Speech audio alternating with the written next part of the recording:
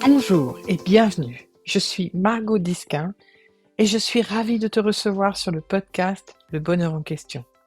À chaque épisode, je te parlerai du travail de Byron Katie, une démarche simple et radicale de déconstruction systématique de nos pensées stériles, stressantes et limitantes. Le travail, ou the work, mène à de profondes prises de conscience, une meilleure connaissance de soi et permet de goûter à plus de clarté, de joie et de paix dans sa vie. Aujourd'hui, on va aller explorer ce qui se passe au niveau des pensées quand la santé nous joue des tours. On va écouter Françoise qui a trouvé dans le travail de Byron Katie une bouée de sauvetage face à tout ce qui se raconte dans la tête de perturbant quand on fait face à la maladie. Et n'oublie pas, en fin d'épisode, je te donnerai tous les détails pour télécharger notre fiche spéciale dans cet épisode. C'est donc Françoise qui nous partage son expérience directe aujourd'hui et nous donne une grande dose d'inspiration. Aujourd'hui, j'ai le plaisir d'accueillir Françoise. Bonjour Françoise. Bonjour Margot. Alors Françoise, ça fait un bout de temps que tu t'intéresses au travail de Byron Katie. Oui, ça fait 12 ans maintenant, exactement, que je m'intéresse au travail avec des hauts et des bas. Comment est-ce que tu en as entendu parler la première fois ? C'est une thérapeute. Je suis allée chez elle pour une dépression et j'avais l'impression de vraiment être à bout de toutes mes forces. Et elle m'a présenté la petite brochure du travail de Byron Katie qu'elle m'a donnée. Elle m'a dit, lis ça tranquillement à la maison, sans m'en dire plus en fait. Juste en me disant, je pense que ça va t'intéresser. Et quand je suis arrivée à la maison, j'ai ouvert la brochure et j'ai dévoré vraiment tout ce qui avait été écrit à la présentation du travail, les 4 questions. Enfin, c'était tout un monde qui s'ouvrait à moi et j'avais l'impression de... Je me suis dit, ça y est, c'est ça. Ça, c'est par là que ça va aller. C'est par là que mon chemin va passer, ma guérison. Ça a été un peu fulgurant, comme une espèce de reconnaissance. Tu sais que j'ai la chair de poule à t'écouter. Ça sonne tellement juste à mes oreilles. Ouais. Ouais. Et donc, Ouais, ça a été un début d'une grande aventure, hein, je crois. Ouais, le début d'une grande aventure et je dirais même d'une nouvelle vie.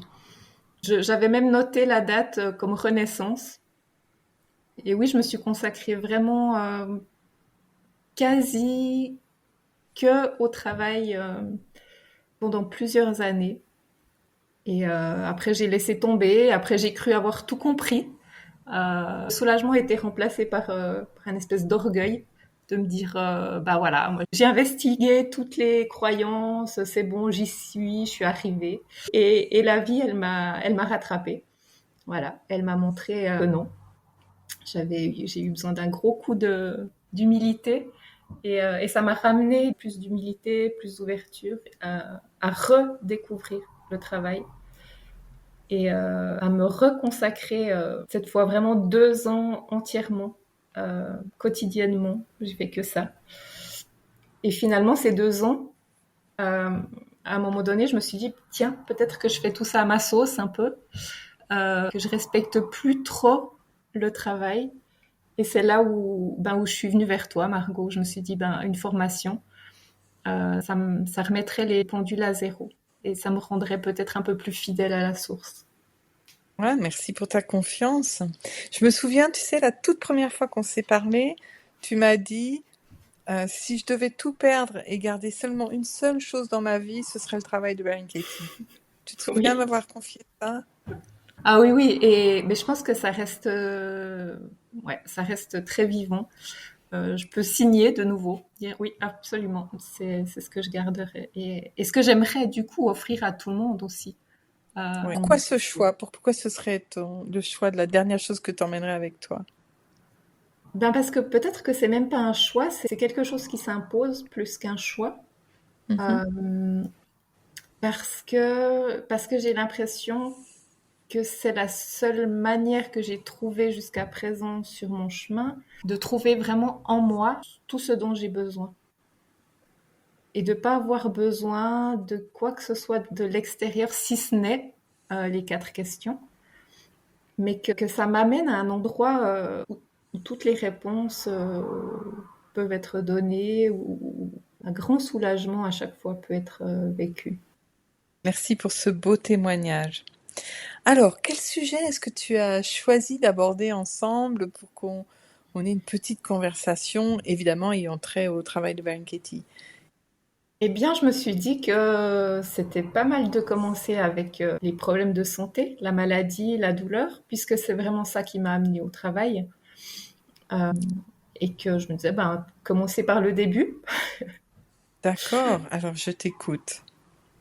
Comment est-ce que tout ça a commencé? Ça faisait longtemps que tu étais malade quand le travail a Alors, croisé ton chemin? non, pas tellement. En fait, ce qu'il y a, c'est que j'ai eu une maladie, en fait, pas très grave, hein. Ça a commencé par une sinusite qui est devenue carabinée et où j'ai pas supporté les antibiotiques. Tout s'est enchaîné dans un scénario un peu catastrophe où la médecine était à la limite de ce qu'elle pouvait faire. Et je me suis sentie très seule et physiquement très affaiblie. Et ça m'a amenée dans une dépression. Enfin voilà, ça a été vraiment je m'enfonçais toujours plus, toujours plus. Et je pense que ça faisait un mois que j'étais alitée et que je sentais mes forces diminuer de jour en jour. Et où je me suis dit, ben, si la médecine ne peut pas m'aider, il faut que je trouve une autre thérapie, quelque chose pour m'aider. Et j'ai pris toutes mes forces. Je me souviens encore, je suis allée sur mon ordinateur, j'ai regardé, j'ai demandé à Google. Je sais plus ce que j'avais écrit. Je pense que j'avais cherché médecine naturelle ou quelque chose comme ça. Et là, j'ai toute une liste de personnes, et dont une thérapeute qui est dans mon village et qui fait des thérapies crânio-sacrales. Et je voyais en petit, il y avait aussi, elle notait qu'elle faisait le travail de Byron Katie, et il y avait quelques mots là-dessus. Bref, ça m'a inspirée. Et je me suis dit, bon, peut-être que... J'avais l'impression que c'était la bonne personne, en fait. Et j'ai téléphoné, et elle n'a pas voulu me prendre parce qu'elle était déjà surbookée. Et je me suis mis à genoux. Je me suis mis à genoux avec mon téléphone et j'ai dit j'ai besoin. Vraiment là, j'en peux plus, j'ai vraiment besoin. Et elle m'a pris le lendemain. Et c'est le lendemain qu'elle me donnait cette brochure. Waouh, quelle histoire! Et après, t'as poursuivi seule ou avec son aide? Non, alors après, il se trouve que c'est une des principales facilitatrices de Suisse allemande.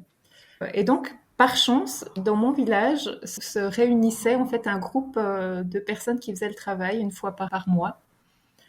Et c'était toutes des personnes qui faisaient la formation. Mais la thérapeute, elle a tout de suite senti qu'il y avait vraiment un appel et qu'il y avait une connexion avec le travail. Et elle m'a dit, ben, c'est pas grave si tu fais pas la formation, joins-toi à nous.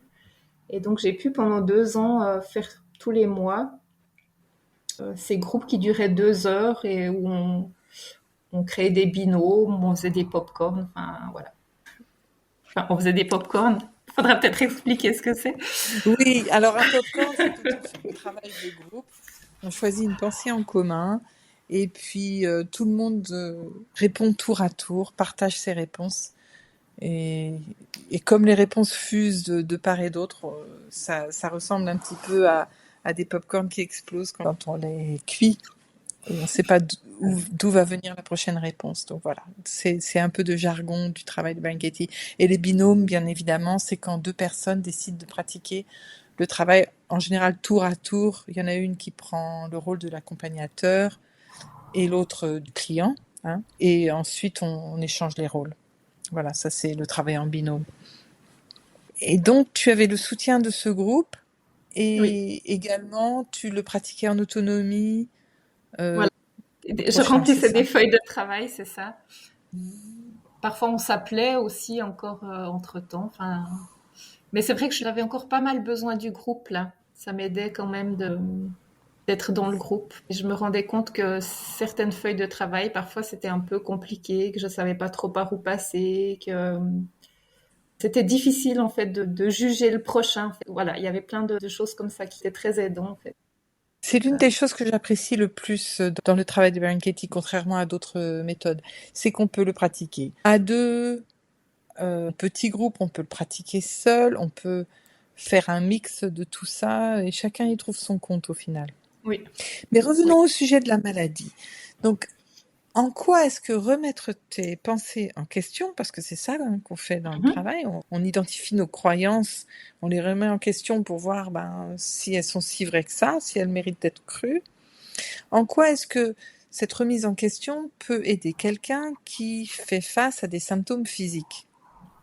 J'ai très vite vu à quel point les histoires que je me racontais rajoutaient une couche de souffrance à ma souffrance qui était déjà là. Et je pense que c'est vraiment ça qui s'est passé, c'est que j'étais très dans la tête et j'avais énormément de croyances qui me faisaient souffrir. Et par exemple, une de ces croyances, c'était... Alors le médecin m'avait dit qu'il fallait en tout cas compter 6 semaines pour me rétablir. Et au début, par exemple, je me suis dit, 6 semaines, c'est beaucoup trop long. Et je me suis accrochée là-dessus et je me rendais compte à quel point le fait que je pense que 6 semaines, c'est trop long, de là découlait plein d'autres pensées qui prenaient en fait toute mon énergie et ça tournait en rond dans ma tête. Après, c'était 6 semaines, c'est trop court parce que je voyais que je guérissais pas du tout. Et donc, l'espoir s'est transformé en une espèce de pression. Et surtout, ce que j'ai vu, je me souviens encore du jour où ça m'a sauté aux yeux, je luttais contre ce qui était. C'est-à-dire que Ah, j'attendais le moment d'être quelqu'un d'autre, j'attendais le moment d'avoir un corps en pleine forme pour vivre en fait, pour recommencer à respirer presque. Et c'est en interrogeant toutes ces croyances comme je devrais être guérie, ou bien mon corps devrait mieux fonctionner, ou bien il m'a lâché. Enfin, il y avait toute une série de croyances comme ça ou par rapport au médecin aussi, que le médecin m'avait pas donné le bon diagnostic, qu'il aurait dû être plus humain. Enfin, plein de choses qui tournaient tellement en boucle que ça rajoutait beaucoup de souffrance à la souffrance. Donc, je crois que ma guérison physique, finalement, elle était même plus tellement importante au bout d'un moment. Je sentais tellement de soulagement à fur et à mesure que j'investiguais toutes ces croyances, que j'étais en paix finalement avec mon corps comme il était, et que certainement ça a dû aider au processus physique de guérison finalement. tu veux dire qu'il est préférable d'abandonner tout espoir de se remettre sur pied et Alors d'arrêter les traitements? Parce que voilà, c'est plus si important que ça de guérir. Je me fais un peu l'avocat du oui, diable, oui, hein. oui. Non, alors c'est très bien parce que je vais te répondre oui et non. Parce que dans un sens, je me suis rendu compte que perdre l'espoir de guérison, je suis tombée dans quelque chose qu'on pourrait peut-être dire, c'était pas du désespoir, c'était du coup peut-être de l'inespoir. En tout cas, c'était quelque chose qui me ramenait au moment présent et pas dans le futur. Et ça, c'est vraiment un moment dans ma vie où j'ai senti un immense soulagement. Par contre, et ça, Byron Katie l'écrit, je crois, dans Aimer ce qui est, de confier son corps au médecin en fait et de lui faire confiance. Et donc, c'était bien justement de pas tomber, tu vois, dans ce truc. Oui, voilà, on va guérir que le mental et le corps, c'est égal. Mais simplement de remettre chaque chose à sa place. En fait, moi, je peux m'occuper de mon mental et le médecin pourra s'occuper de tout ce qui concerne la maladie, le corps. Et si tu tombes sur quelqu'un d'incompétent, alors est-ce que tu le laisses faire tout ce qu'il veut ou... Ah non, non, parce que moi, ça m'a aidé déjà à changer de thérapeute quand même. Mais j'ai changé de thérapeute. Alors, ce qui a changé, c'est que si j'avais pas remis mes croyances en question, j'aurais changé de thérapeute avec beaucoup de colère. Et tu vois, en disant, c'est un vaut-rien, et de toute façon, voilà. Et tandis que là, j'ai simplement vu euh, que ça correspondait pas à ce que j'avais besoin, et que du coup, j'ai pu terminer avec un thérapeute, en chercher un autre, avec l'énergie qui était complètement là, tu vois, qui n'était pas perdue dans des ressassements, d'énervements, de critiques, qui m'auraient éloignée finalement de la lucidité que j'ai pu avoir en faisant ces démarches. D'accord. Parce que c'est une inquiétude qu'ont les gens qui se mettent dans les débuts au travail. Ils pensent que ça va les rendre fatalistes Mm. et inactifs, leur ôter toute envie de de changer les choses, Mm. et d'aller de l'avant. Mais ça n'a pas été ton expérience. Non, mais je comprends bien. Moi, j'entends souvent ça et autour de moi. Et c'est un peu difficile finalement à expliquer. Je pense qu'il faut vraiment faire l'expérience, mais moi, je trouve ça flagrant le fait que, au contraire, là où il n'y a pas forcément besoin d'être actif, eh bien, on l'est pas. C'est-à-dire, il n'y a pas d'affolement. Oui. Et par contre, quand il y a quelque chose à faire, je pense qu'on le fait avec une bien plus grande lucidité. Et je sais pas comment dire, c'est épuré de tous les grésillements, de tout ce qui pourrait interférer dans nos choix et dans nos décisions. Ouais. Oui. Alors, je t'ai entendu beaucoup parler, là, au cours de ces dernières minutes, d'énergie, en fait, tu canalisais mieux l'énergie qui te restait que la maladie te laissait, en fait. Oui, oui, Euh, ouais. Est-ce que le travail de Blanchetti, sa pratique pendant ces semaines où tu étais bien malade, est-ce que ça t'a également aidé, pour le coup, sur le plan physique ou pas? Ben oui, parce que il y avait vraiment beaucoup de fatigue et je me suis rendu compte que cette fatigue-là, alors il y avait bien sûr les raisons physiques, mais il y a vraiment aussi ces raisons de ressassement et moi j'irais jusqu'à dire, enfin je devenais complètement parano, enfin mes pensées prenaient tellement de place et genre je commençais à avoir peur de tout, tu vois, je sentais mon cœur battre un peu de travers, j'avais l'impression de mourir, enfin il y a tout qui commençait à prendre des dimensions un peu folles. Ah, c'est ça qui me volait beaucoup d'énergie, mais beaucoup de force. Et qu'à fur et à mesure que je faisais le ménage là, euh, c'est comme si ça me rendait, comme si chaque croyance que j'avais reconnue et dont j'étais libérée, en tout cas pour un instant, me rendait un tout petit peu plus de force physique aussi.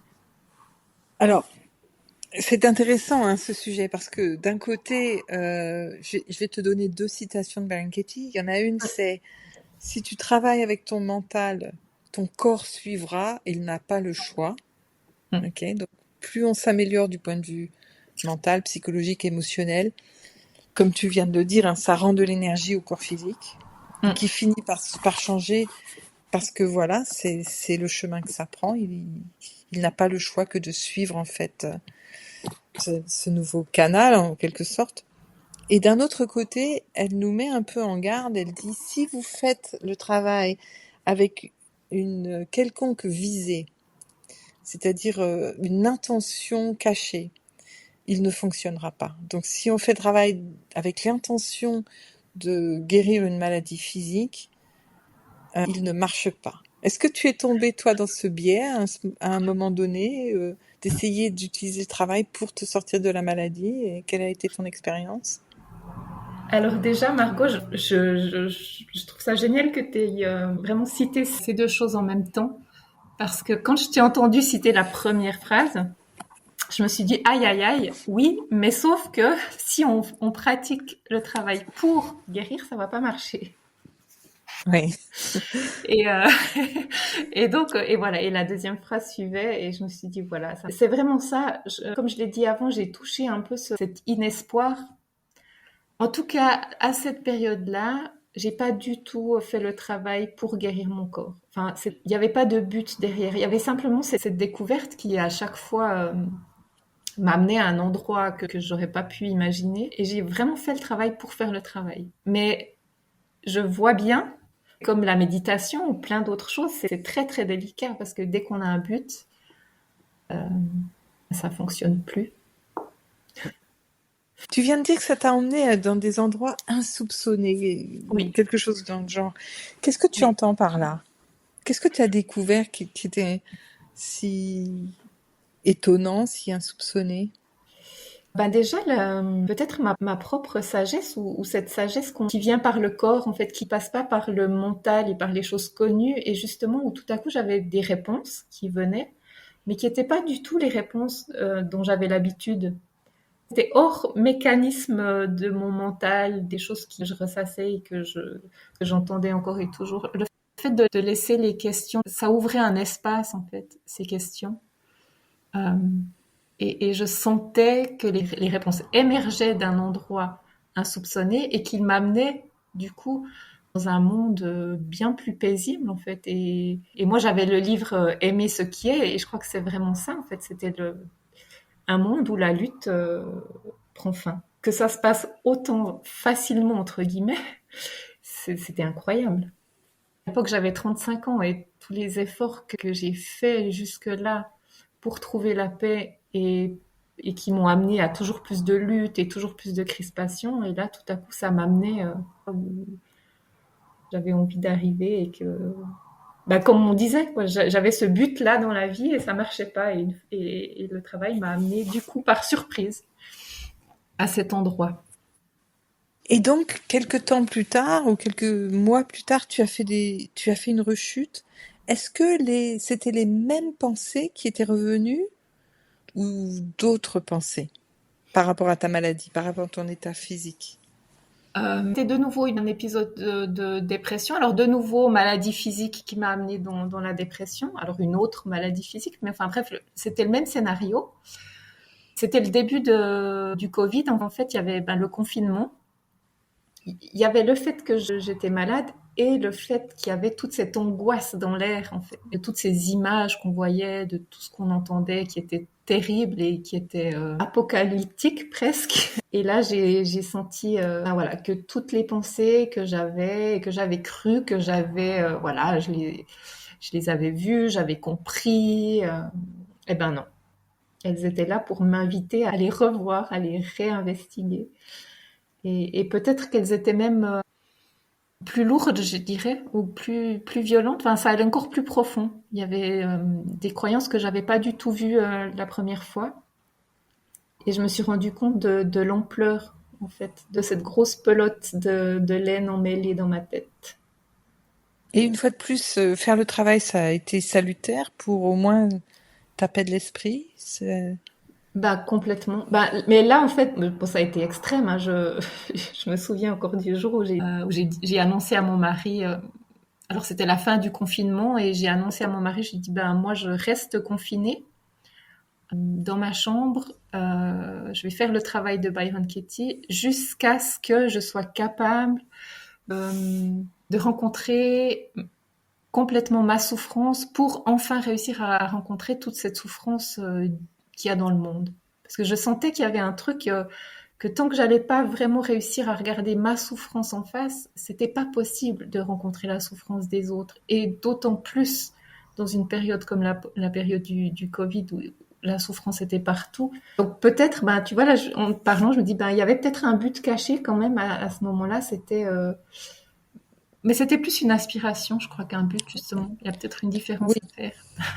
je trouve qu'il y a une différence énorme. Ouais, Pour ouais, moi, l'aspiration, c'est un peu oui. l'appel de l'âme, si tu Mm. veux, un appel très profond, même parfois un peu incompréhensible. Alors que pour moi, quand on a une visée, hein, une intention particulière, c'est plus l'identité, le personnage Oui. qui veut quelque chose pour obtenir plus de sécurité, de confort ou de plaisir. Donc c'est pas du tout du même ordre. Hein. Enfin, c'est pas vécu Mm. de la même manière à l'intérieur de cet être-ci que je suis. Mm. Oui, c'est vrai. Et là, en parlant, je me rends compte à quel point c'était vraiment un appel du plus profond de mon âme, ce désir de rencontrer la souffrance. Et surtout, bah, pourquoi? Parce que je sentais la force du travail et je savais que c'était vraiment un allié, que je pouvais être sûre que j'étais pas en danger, j'étais pas désarmée en fait face à la souffrance que j'allais rencontrer. J'avais ces 4 questions et j'avais cette sagesse qui peut émerger des 4 questions. Donc ça fait qu'on...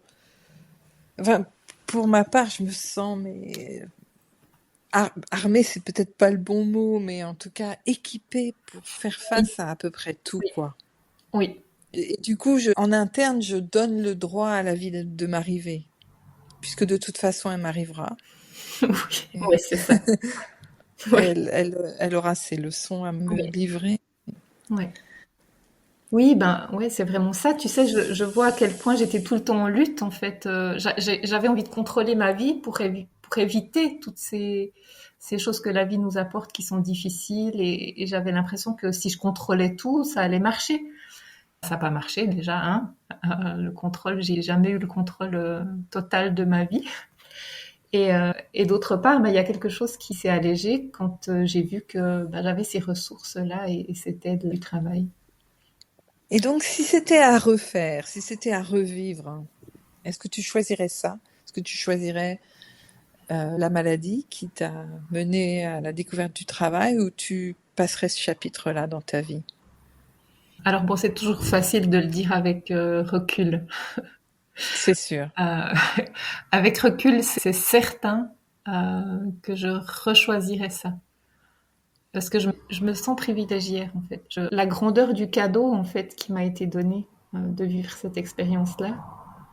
Et alors, je pense que je t'aurais pas dit ça comme ça au plein milieu. C'est sûr. Oui. Mais Au cœur de la crise, c'est pas voilà, au cœur de évident, la ça. crise, c'est pas évident. Mais en même temps, voilà, au cœur de la crise, il y avait le travail pour me soutenir. Et là, vraiment, non, bien sûr, je choisirais la même chose.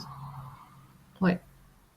S'il y a des personnes qui nous écoutent et qui traversent elles-mêmes la douleur physique et la maladie avec tout ce que ça charrie de pensées, de croyances, et elles se disaient « Ah, j'ai bien envie d'essayer ». Comment tu leur conseillerais de commencer?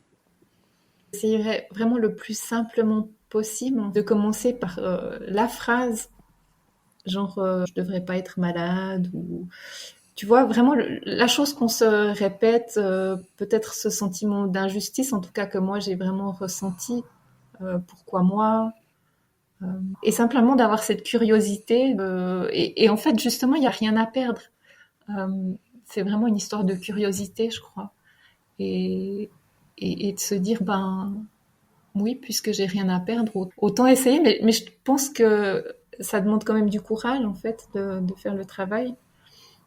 Et alors ça, c'est une question que je me pose. Je me suis toujours demandé ce qu'il fallait parfois, genre avoir tout essayé ou être à un moment où on se dit là, je sais plus. Franchement, je sais plus comment ça peut continuer. Et d'avoir cette ouverture du coup, d'avoir cette brèche et après d'être curieux et de se laisser surprendre et de se laisser porter par tout ce cheminement que proposent les 4 questions. Il t'arrive toi aussi d'accompagner certaines personnes, n'est-ce pas? Est-ce que tu t'es Oui, spécialisée un peu dans les gens qui connaissent la souffrance physique ou... non, pas spécialement. En fait, et c'est plus pour l'instant vraiment des gens autour de moi, au cours d'une discussion ou de plusieurs discussions où je vois qu'il y a toujours les mêmes choses qui reviennent et où je me dis, on sent, là, il y a quelque chose qui revient encore et toujours et ça vaudrait la peine de regarder. Mais ça peut être justement dans la maladie, alors peut être dans des histoires de cœur ou des histoires de travail. Ou simplement, je leur dis, on peut aller regarder un peu plus près au lieu de tourner en rond et de voir si à l'intérieur même du problème, il y a peut-être la réponse déjà. Mais je me suis pas spécialisée pour l'instant, non. Mais c'est vrai que c'est quelque chose qui m'intéresse parce que je sens à quel point ça a été important pour moi. Il y a quelques années en arrière, j'aurais dit, il y a qu'une réponse à tout, c'est le travail. C'est le travail de Byron Katie. Et peut-être du coup un peu trop militante, un peu trop sûre de moi. Et là, j'apprends aussi à voir, enfin à sentir que qu'il faut aussi quand même une demande, une ouverture. Euh, Oui, parce qu'on peut tomber dans le prosélytisme voilà. assez facilement. Oui. Oui, Où les gens parce qu'on est, nous ont pas sonné, nous ont rien demandé, c'est et nous ça, on arrive. c'est ça. Oui, oui, mais parce que ça, en fait, c'est l'enthousiasme. Et là, je sens bien, tu vois, il y a tellement d'enthousiasme. Pour moi, ça a été tellement énorme. Après, voilà, il faut que souvent que je fasse la part des choses et que je me dise, mais laisse à chaque être avoir son propre chemin. Et ce qui a marché pour moi n'est pas forcément ce qui va marcher pour l'autre. En tout cas, pas au moment où moi je l'ai décidé. Exactement, oui. Chaque chose en son temps. Voilà. Ouais. Waouh, quel beau témoignage. Je vais parler un tout petit peu de ma propre expérience en ce qui concerne tout ce qui est maladie Mhm. et souffrance dans le cadre du travail de Brian Katie. Personnellement, moi, je jouis d'une excellente santé et j'ai rarement eu à questionner des pensées par rapport à ça. Et j'ai mal nulle part, donc tout va bien de ce point de vue-là. Par contre, j'ai beaucoup été amenée à accompagner des gens qui, eux, étaient dans une souffrance physique. Et entre autres, j'ai passé beaucoup de temps au Zimbabwe, un petit peu au Malawi, en Tanzanie et au Kenya, à travailler auprès des gens qui avaient le sida. Alors le sida, faut savoir que ça a des implications physiques, bien évidemment, mais également sociales, culturelles, psychologiques, enfin bref, tous les aspects d'une existence sont touchés par cette maladie. Et j'ai fait partie d'un programme qu'on a développé avec 2 de mes collègues qui sont également facilitatrices certifiées du travail de Katie, un programme qu'on a diffusé au Zimbabwe. Il s'étendait sur 12 semaines et on allait voir semaine après semaine toutes les pensées qui surviennent quand on est malade. Okay. Les pensées sur le système médical, les traitements, les pensées sur la mort, pourquoi moi, ce sentiment d'injustice, les pensées sur Dieu, la maladie elle-même, ce qu'on croit qui se passe à l'intérieur de notre corps, ce qu'on imagine qui va nous arriver, etc., etc. Et dans le cadre du sida aussi, évidemment, il y a de belles feuilles de travail à faire sur les personnes qui nous ont passé la maladie. Et tout ça, et c'était absolument magnifique de voir ces gens, semaine après semaine, investigation après investigation, retrouver une espèce de dignité à l'intérieur d'eux. Comment dire, ça peut paraître un peu bizarre de dire ça, mais de commencer à aimer leur maladie, et ça ne veut pas dire ne pas vouloir se soigner, bien au contraire. Mais à commencer à voir que ce n'était pas la fin du monde, que c'était le début d'autre chose à l'intérieur d'eux. Et au fur et à mesure que, après on les a accompagnés pour qu'ils deviennent eux-mêmes certifiés, et ce sont devenus des piliers, des gens vraiment très, très forts et très inspirants, qui ont commencé à aider d'autres personnes, bien évidemment, à se sortir des affres du mental quand on souffre d'une telle maladie. Donc voilà, je voulais aussi partager ça. C'est tellement beau. J'adore que tu t'aies parlé de dignité, parce que c'est vraiment... c'est quelque chose qu'on perd, je crois, dans la maladie surtout. À un moment donné, je vais parler pour moi, mais je me sentais vraiment victime et donc j'avais perdu tout pouvoir et toute dignité. Et je trouve ça tellement beau qu'on puisse retrouver la dignité et qu'on puisse toucher après à cette force qui peut être inspirante pour d'autres personnes. C'est magnifique.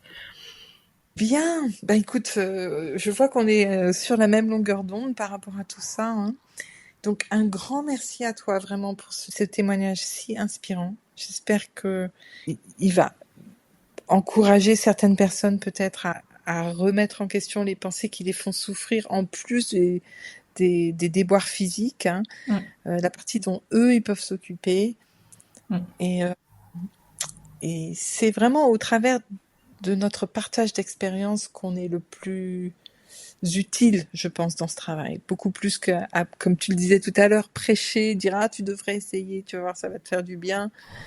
Mais à l'opposé de ça, il y a tout simplement un partage sincère de ce que ça nous a apporté. Et puis après, ça inspirera les gens à s'y mettre ou pas. Mais en tout cas, on n'aura pas gardé ce très beau secret pour soi-même, quoi. Oui. Donc voilà. Alors, on a déjà prévu de se retrouver pour d'autres partages. Oui. Donc, merci pour cet épisode consacré à la maladie physique et tout ce qui se passe dans une tête quand on est face à une maladie. Et on aura bien sûr, j'espère, le plaisir de parler d'un autre sujet autour du travail à une autre occasion. Avec grande joie. Et j'aimerais vraiment te dire merci d'offrir cette possibilité, en fait, de témoigner. Il n'y a pas toujours l'espace pour le faire. Il y a que tu proposes ça. Je trouve ça magnifique parce que aussi, c'est les gens qui ont de l'intérêt pour ça qui vont écouter et qui peut-être vont être inspirés. Alors, merci Margot. Avec grand plaisir, vraiment. À tout bientôt. À bientôt. On arrive à la fin de cet épisode de podcast. J'espère que tu as apprécié cette conversation avec Françoise et que tu as pu glaner des perles de sagesse pour t'aider à faire face aux défis de la santé. N'oublie pas de visiter la page podcast de mon site pour t'inscrire et accéder à tous les bonus, fiches spéciales et résumés des épisodes précédents. Si tu as aimé cet épisode, laisse-nous tes commentaires et questions sur le site, donne-nous des étoiles et partage ce podcast autour de toi. À la semaine prochaine.